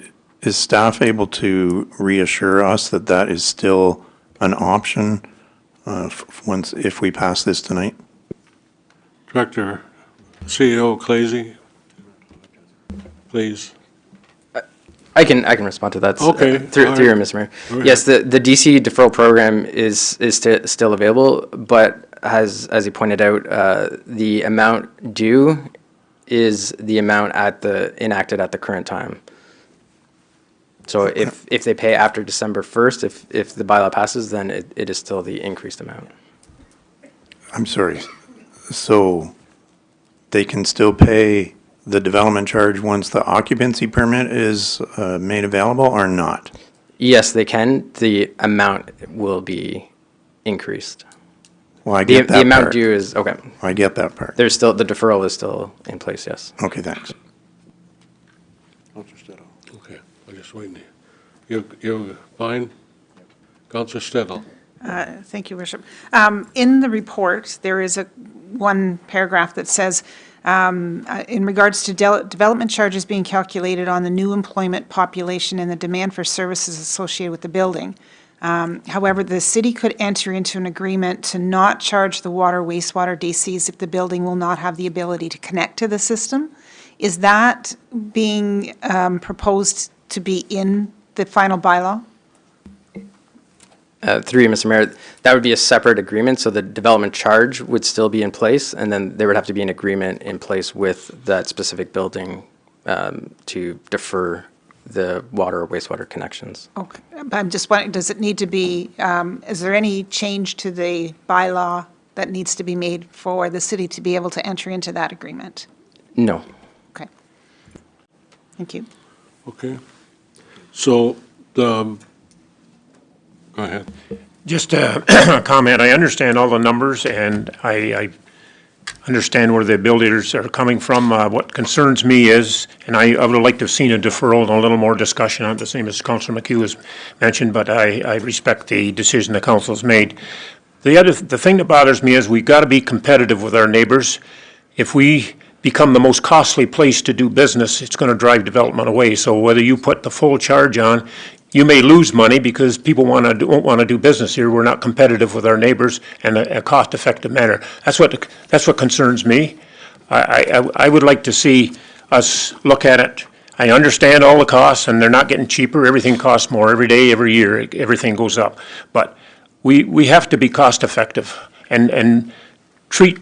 I guess everybody on a fair and equitable manner as much as we can. Rome wasn't built in a day. We may have to make decisions. We've always had to make decisions. In all the years I've been in municipal politics, we've never been able to do everything we want. We have to pick and choose. And so whether it's with development charge money or infrastructure, we have to prioritize and pick and choose. I want to see us stay a competitive, cost-effective community to build in and live in and work in. And I think we all understand everything costs money. I know what I paid in taxes when I started and what I'm paying now, and nothing has got cheaper, that's for sure. But I just thought the extra scrutiny would have been worth it. So in that sense, I somewhat can't support this. I still think we got some room to work with some stuff here to maybe resolve and maybe come to a more cost-effective line and go from there. So that's basically my comments. I think I'm not going to support this as presented. Okay, thank you. Just go ahead, Councilor Carney. Thank you, Your Worship. I was going to suggest, I know that it's a separate agreement. It was identified in the presentation, the presale homes and deferrals, that there's a separate agreement pertaining to that. That might be one avenue that council can look at, and possibly there might be some tweaks or an updating of that agreement that might be amenable to the association in some ways. I think that's separate from the bylaw and the DC study, so it doesn't hold up or affect this process, but that could be, if there are ways that we could tweak that to be beneficial to them, that's something that we could look into as a council also. Okay, thank you. Just a question here, Director Cleasy. With this resolution, we have part of the resolution to bring a bylaw back. So if we pass the resolution will not come into effect until we pass a bylaw.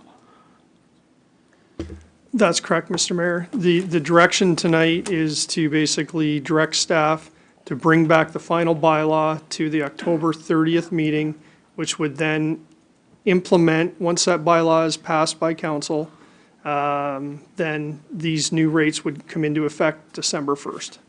Okay, so where I'm heading here is you're going to have a meeting with the builders, correct? I guess, Mr. Mayor, my question would be, I'll be honest, I'm not sure what that would accomplish if council has endorsed the bylaw and the rates tonight. I'm not sure. Well, I think that's the concern. We've got some council who want to go ahead with this and some who would like a deferral. So I'm trying to put two things in here. One is that you continue and if you see a way to come back with a figure that's lower than what you've got by talking to builders, then we would put that in the bylaw when we pass the bylaw. But at least you've got the opportunity to talk to people and to continue communicating rather than at this point in time just putting up the roadblock. That's what I'm trying to. I guess, Mr. Mayor, if council endorses the report here tonight, the direction to staff is to put the bylaw together based on the rates that are in this report. I understand that, but until we pass that bylaw, they are not law. Correct. Thank you. Okay. Okay, all right, so you understand what I'm saying and what's being, okay, thank you. Okay, all in favor of the resolution, that's what I need to know. Carried, thank you very much, okay. Thank you. Yeah. Okay, the next one is water and wastewater rate decision be received, and that council approve option 1 as the water and wastewater rates as to be implemented on January 1st, 25, and that staff be directed to bring forward a bylaw at the October 30, 24 special council meeting to set the water and wastewater rates as outlined in the water and wastewater rate study. I'll make the motion to. I'd like to make the motion that it be option 1B. Okay, that's what they've suggested, isn't it? It's one of the suggestions from staff, but 1B, it says 1 in the report, but I would make the recommendation being 1B, and I can explain why. So you're recommending the 1? 1B. 1B. 1B. And you want to go backwards then and suggest that we pick up the difference? Because that's the issue with that 1B. No, 1B is also recommended by staff, and 1B also, it includes all of the money, everything will be collected by the end of the 10 years. It's one of the 3 recommendations from staff. Okay, let's put it on the table. Moved, and I've got a mover, and I need a seconder for the motion. Seconder for the motion. Okay, motion lost. I got another motion you want to put forth? That's what I'm asking. Mr. Mayor, I'll move the motion as presented by staff. Okay, motion as presented by staff. Seconder? Need a seconder? Councillor Sharp seconds it. That's option 1. Pardon? Yeah, As presented okay, by staff, We'll go with option option 1. 1. Okay. Questions or comments? Go ahead. Who's on first? Councillor Stedall. Thank you, Worship. So the difference between 1 and 1A and 1B, which those are the top 3 options that have been identified and supported by staff, that we will actually get to the end of the 10 years and we will be able to fund all of the projects.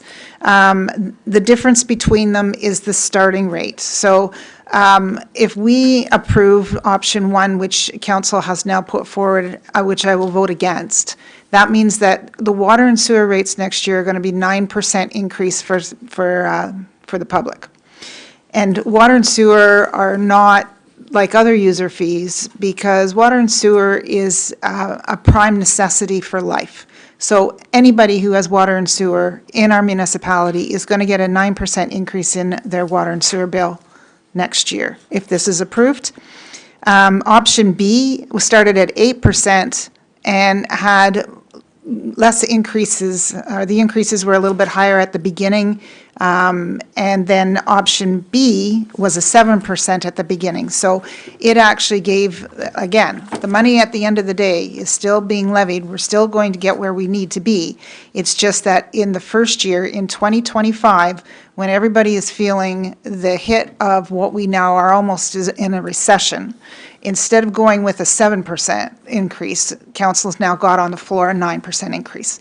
I can't support that. Thank you. I think that our public needs to be able to afford water and sewer, and to put it forward at the 9%, I think this council is not really understanding what the economics are. And I believe if we actually brought it back, we probably have a lot of people that are not paying their current water and sewer bills, and they're probably seeing an increase in tax sales as well. So. Thank you. Okay, Matt, Tracy, you want to respond to that, please? You obviously know what you've got to do and the work and what it's going to cost. Through your worship, yeah, I was part of developing the background to come up with the report. Really, I think, as I understand it, it's a financing question on levels of debt and reserves that would be used to balance that percentage rate increase out. So. Through you, Mayor, yes, that is the majority of the differences. There might be some slight changing in the timing of projects, but the biggest difference is the city will need to take on more debt near the beginning if we go with an option B, because our rates aren't as high. So debt will be supplementing the rate difference from 1 to 1B. So it's just increase in financial risk and projects potentially needed to be delayed. So what you're saying is it's going to cost us more money to go with the, right? There'll be increased debt payments. Yeah, The right. total cost for projects could change, but Yeah, okay. Councillor Boyce, do you have a comment, or no? You're good? Anybody else? Councillor Katsoukas? Thank you, Mr. Mayor. Yeah, I also support option 1. It's just an unpleasant reality that we have to pay water. It's a fact of life. I could perhaps consider 1A, but I would not go any lower than that, especially not 1B. The resident is going to be, it may look better up front, but as we get even 3 years down the road and much later to the end of the report, 2034, the base charges jump up so high that they'll be paying much more on their bill in the future anyway. So that I can't go lower than 1A. Okay, thank you. Mr. Mayor. Councillor Quince, go ahead. Our reserves are low. We have to change that, and we have to change it as soon as possible. And I'm not against taking on debt. However, we've already taken on an enormous amount of debt already, and adding to that is just pushing everything down the road, which in the end costs more money, or we could find ourselves in a position if a really big emergency came up where we would have to take on debt, and yet we might not be able to do that. I know it's crazy to think of, but we may even have to, if there was an emergency, we may even have to apply a special levy to cover a cost of an emergency, such as what we had last year with the water main break. It could be something even worse than that, which we don't want, we're not anticipating, but hey, we didn't anticipate the water main break last year, so I believe that we have to build up the reserves as quickly as we possibly can and reduce any situations where we have to take on debt. Thanks. Thank you. Councillor Freeman? Thank you, Mr. Mayor. I was prepared to go along with 1A, so I will be voting against 1 and hoping we get to a motion that has 1A instead.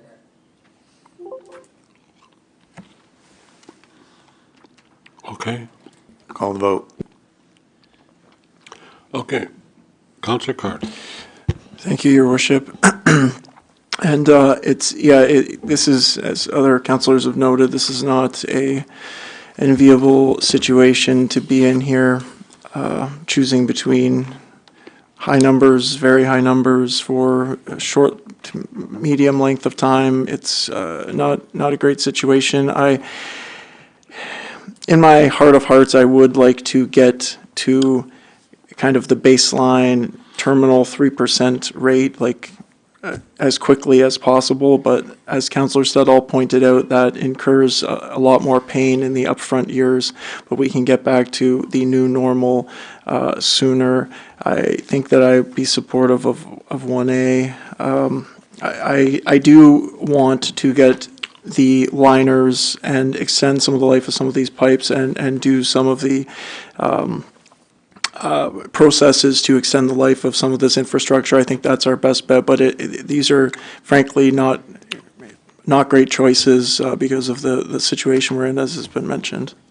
Thank you. Okay, the motion's on the floor. I want to read the motion. Pardon? Councillor Harrison? Councillor Reid. Oh, go ahead, sorry. Thank you very much. Looking at option 1A and 1A and 1B, they're also very similar, but I do notice that with the excellent report we've had, and it cuts down to option 1, there would be an increase in the average monthly water bill of $7.50, or 4.8% per year. You jump to 1A, now you're going to have an average monthly water bill of $7.60, or 4.9% per year. And then you move down to 1B, it's an average water bill of $7.70, or 4.9% per year over the next year. So reading that, I'm very comfortable, I think, with sticking to option 1, because there is such a small variance in the amount of money that we will have to pay, and we all have to pay it. Water is a necessity. But in order to keep our reserves, we don't want to keep those. So I would be supporting option 1. Thank you. Okay, the motion on the table is to support option 1. Okay, all in favor? Carried. Option 1 is carried. Okay.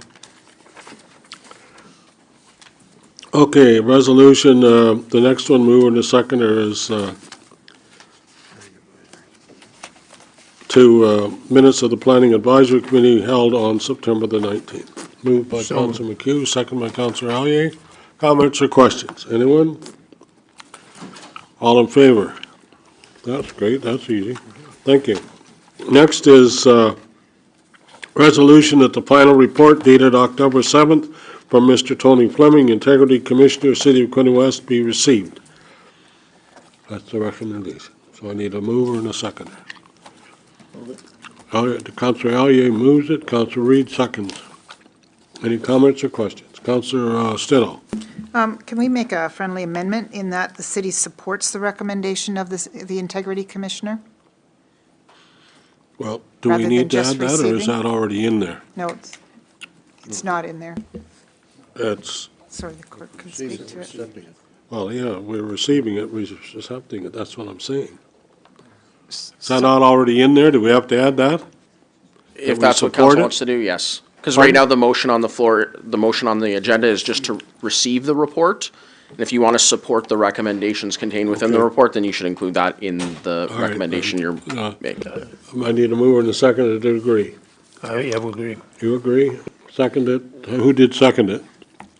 Councilor Reed, were you the second? Somebody seconded it. Councilor Reed, I think. Yeah. Do you agree? Yeah. Okay, okay. Motion is to receive and support. Accept the recommendation. Right? Okay, all in favor? Carried, I think, just, I'm not, did it carry? Okay, all right, I'm counting on your count. Carried, okay. Proclamation, October 20 to 26 as local government week in the city of Quinte West. I need a mover and a seconder. Councilor Stedall moves, Councilor Boyce seconds. You didn't have any choice, did you? I'm sorry about that. I just wanted to make sure you stayed on task here. All in favor? Thank you. Okay. Next one is council proclaim October 31st as Shine a Teal Light for Food Allergy Halloween campaign in the city of Quinte West. Further, that the Quinte West sign and the Veterans Skyway Bridge be illuminated in the color blue on October 31st, pending scheduling conflicts. Councilor McHugh moves, seconded by, got to get somebody, Councilor Card. Comments or questions? It's a blue night. All in favor? Thank you. That's good. Carried.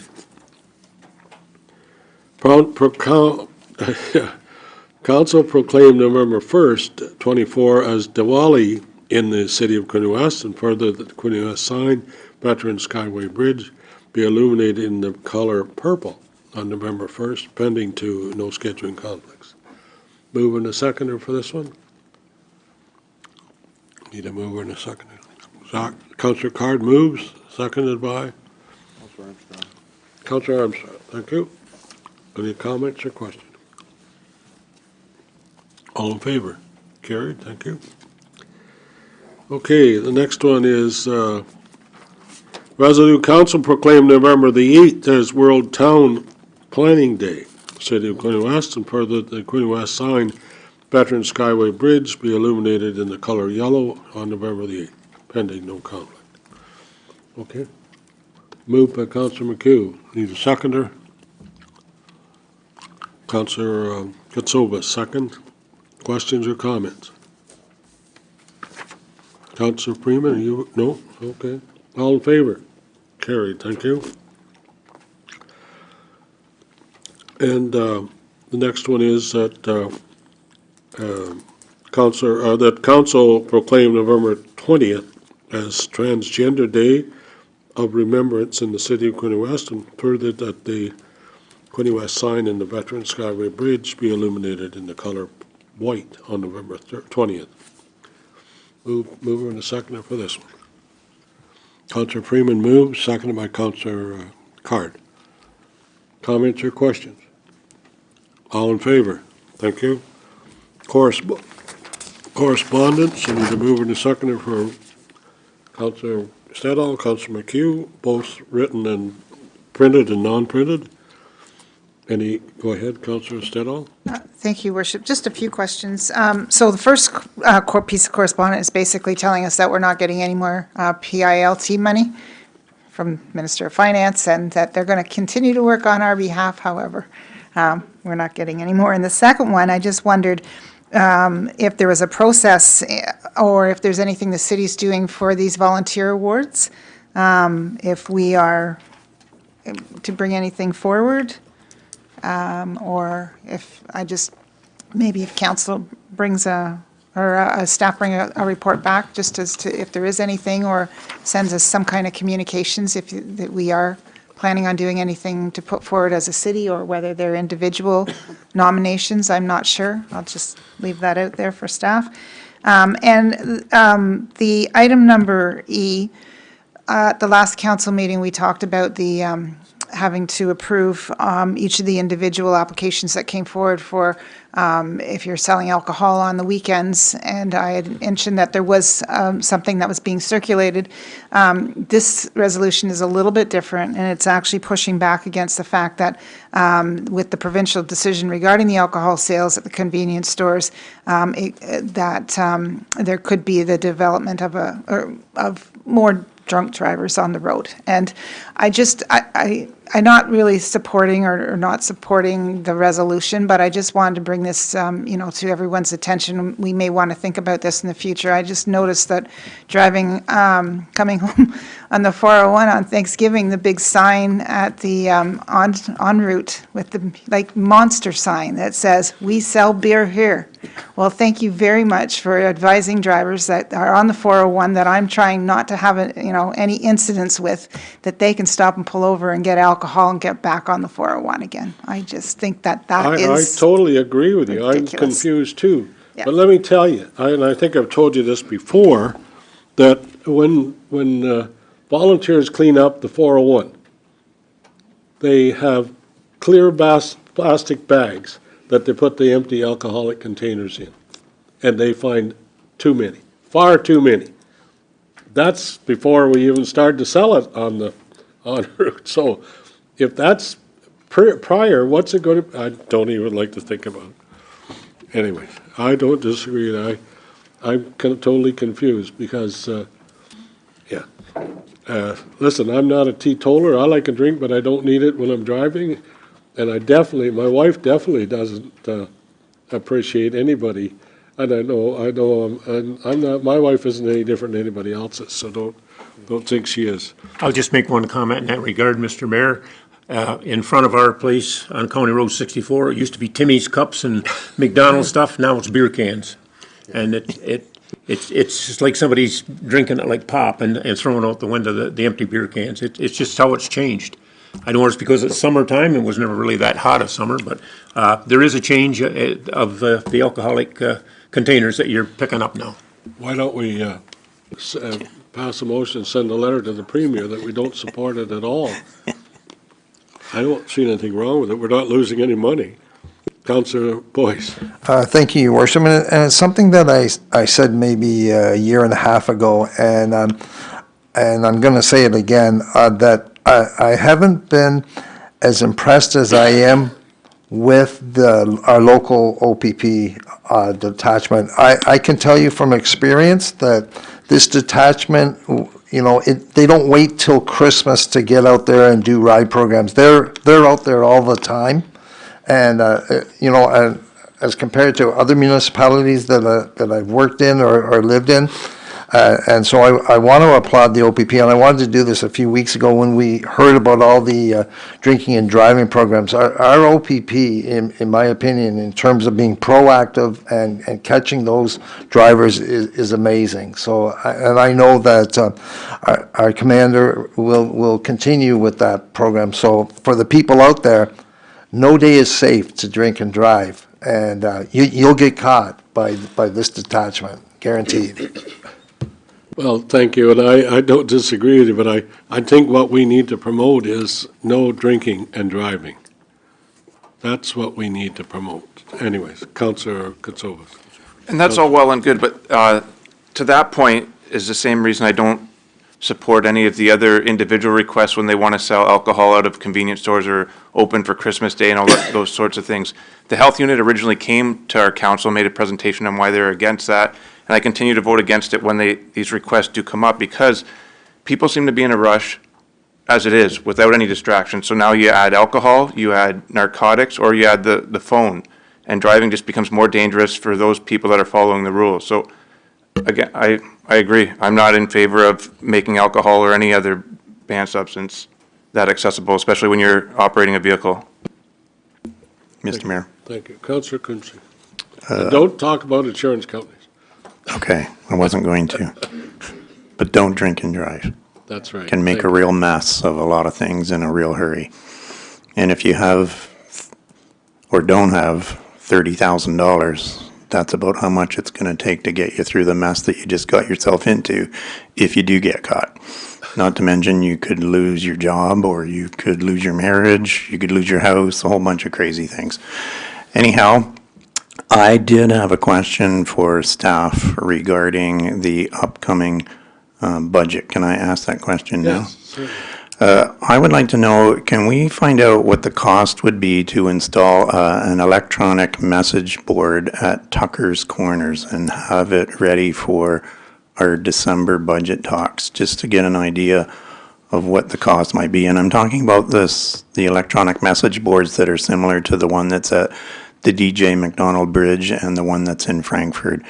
I do believe that contacting our members of our community is really important. And I'm picking Tucker's Corners because the property is owned by the City of Quinte West. So it should be something that we could easily arrange to have one there. And it is located in the sort of the northeastern part of the city, where many people pass through that intersection at all times of the day and night. And I just wondered if we could get that for our upcoming budget talks, please. Thanks. Sure we can. I'm sure we can. Okay. Okay. Anything else? Councillor Freeman, do you have something you'd like to comment? Thank you, Mr. Mayor. Another concern I have about all of these stores selling alcohol is that kind of takes away from younger people getting part-time jobs there. And certainly for me, at least, women working by themselves or that sells alcohol at all hours, every day, holidays, etc. So there's more than just drinking and driving. I think it's the safety of selling that at a county store where people go in and milk bread. We don't disagree. Why don't you make a motion that we send a letter to the Premier? I'll be happy to make that motion, Mr. Mayor. Okay.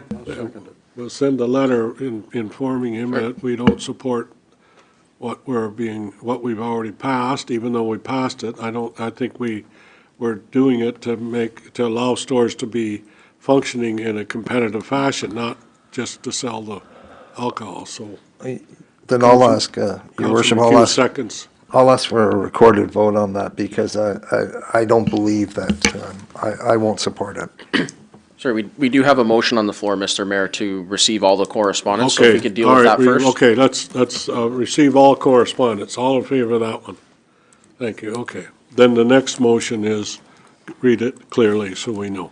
Sure, I'll get the counselor to repeat it for me, please. Pardon? Sorry? Councillor Freeman, I guess she did say it, and you didn't catch it? No. Okay, just that we send a letter to the Premier, letting him know that we do not agree that across the province this is a good reason or a good idea at all. Partly because of the drinking and driving, partly because we just put the speed limits up on 401, and partly because it means a lot of jobs will be lost for part-time students and certain women working by themselves in a store.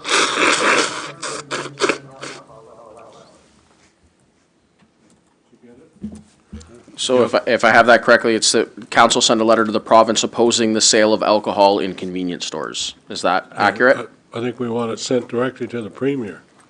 Yeah, the Premier and the reason for it. Selling in the convenience stores, yes. I understand all that, but we've been approving these as they've been coming up. We're talking out of both sides of our mouth at the same time. Yes, we'll let you sell alcohol, but we think it's a bad idea. We can't do both. I don't know how. And I honestly believe if a drunk wants alcohol, they will find it. And to say that it's on the 401, I do agree, the sign's up there, but 90% of people drive a car anyhow to go somewhere, whether it's on the 401 or the local store downtown to buy their alcohol. So we just have to assume or hope that it's responsible people that are buying the alcohol and using it, and those that aren't, they get caught. But I don't know how we can send a letter. I mean, I understand the intent. There's more and more of them, and it's out there, but I think the horse is out of the barn already. I'm not disagreeing with you. Councillor Card.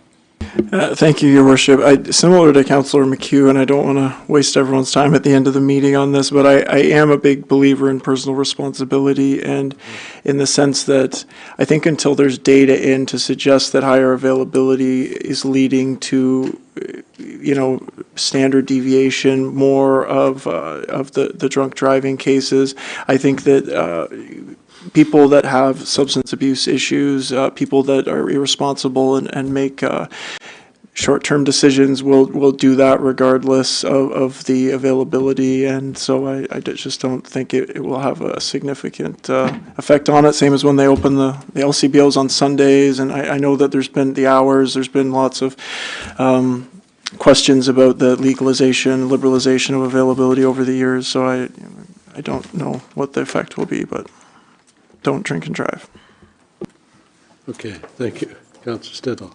I'm not sure that I would support the resolution right now in that form that it's in. In the correspondence, the City of Temiskaming Shores has a quite fulsome resolution, which I'm not sure that that's what I want to support either, but I do think there should be some messaging going back, so maybe we can just delay this, whether it passes or not. So I think we're trying to make a statement. We just maybe haven't got the words right yet, and I'm not quite sure that this resolution is exactly what we want at this point in time, but it sounds like we do want to bring something back. Okay, well, let's, we can defer it. That doesn't bother me one bit, so that's what you want to do. But if you're okay with that. Councillor Freeman, are you okay if we defer this? Why not just see if anybody will second it and pass it? If not, it's deferred anyway. But if nobody seconds it, it's deferred anyway. Well, No seconder yet. I thought we had somebody second. No, I don't have a seconder, Mr. Mayor. Okay, well then it's. Is there a seconder? Is there a seconder? I guess that's my question. If not, the motion's lost. Okay, thank you very much. Bylaws be read a first, second, and third times. Sorry, there's no other business before that? Oh, did I? Sorry. Okay, any other new business? Yes, I did. I do have a couple questions on the marina and the break wall. The first one is, it's my understanding the tender will be signed and we'll only see it after? Or do the members of the public and council get to see the tender before it's approved? Yes. Yeah. Director Goodman. Thank you, through you, Mr. Mayor. The tender document was available through Bids and Tenders, which is a public site. If you're referring to the contract with the successful proponent, Yes. No, that wouldn't be coming forward to council prior to an award. Okay, thank you. And the other is, I'm looking on page 137 of our 2024 budget book. And for the projected revenue and expenses for the marina, if we factor out the transfer from reserves to pay for the principal and interest, it's at a cash flow break even, but if you factor in depreciation, it's like at a $550,000 loss, and that's before interest on the loans. So to be specific, it's at a break even before depreciation and interest. Is that correct? Through you, Mr. Mayor, yes, that is correct. Okay. Mr. Anything Mayor? else? Mr. Mayor? Okay, were you good, Dave? Councillor O'Neill? Yes, thank you, Mr. Mayor. Councillor Quinte. I'd also like to follow up that does not include our investment either. It's only an operational break even. Our investment into the marina is not profitable at all. That's why I said excluding depreciation. Just to clarify. Okay. Councillor Boyce? Thank you, please. Your Worship. And just to clarify, the amount of tenders that came in are, what was said about, won't council have to approve whether or not we accept that tender Yes. at the November meeting? Or is it a given that it's already been approved? Through you, Mr. Mayor, to Councillor Boyce. No, that won't come forward as part of that report. That tender was approved through our procurement processes. So when they went out for tender, and I thought our procurement process had a limit on how much, staff could approve. Are you saying that council doesn't have the opportunity to say yay or nay to the tender? Through you, Mr. Mayor, to Councillor Boyce, I might ask for CAO Clazy or Manager Hodge to respond to that, as my department doesn't manage the procurement policies. Yes, thank you, Mr. Mayor. Through you to Councillor Boyce. You are correct in the sense that under our procurement policy, if the project or the responses come in under budget and meets the criteria, then it's awarded by staff. And that's been our process and our policy for a number of years. Yeah, so it would only come back to council if there's an issue, or if there is, if the project is over budget and we needed additional funding. Okay. That surprises me. I didn't realize that. Anything else coming this way? Anything else? No? Mr. Mayor, I missed it earlier, but I just wanted to add to what Councillor Stedall did regarding the volunteer applications that are in the correspondence package. We've just gone through a huge event with a lot of volunteers, and I think there's a lot of opportunity to make some submissions there and work with staff and the volunteer committee that was involved with that.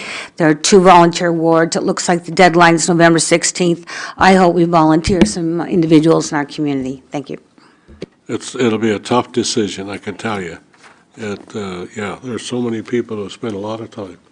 I'm coming this way. Councillor Gonzalez, Councillor Card, Councillor Elliott, Councillor McHugh, Councillor O'Neill, Councillor Stedall. Wow. I already said it all. Well, thank you very much. I'm glad you did, because it's time we quit anyways. Thank you very much, ladies and gentlemen, and. Mr. Mayor, we still have to approve the bylaws. Oh, bylaws, read first, second, and third time. Okay, Councillor McHugh moves, seconded by Councillor Quinte. Any questions or comments on bylaws? All in favor? Carried, thank you. Is that it? No, I did have a question when I raised my hand. Okay. I just for the record, and I'm certainly someone that talks about user fees and things. The first one, item 24122, for the record, I disagree with the lease agreement. Thank you. Councillor Freeman, did you have a question or comment, or you good? No? Okay. Anyone else? Otherwise, give me 2 for adjournment, and thank you very much. And don't pray for snow, I'm not ready. Thank you. We're done. Yeah, we got some frost last night.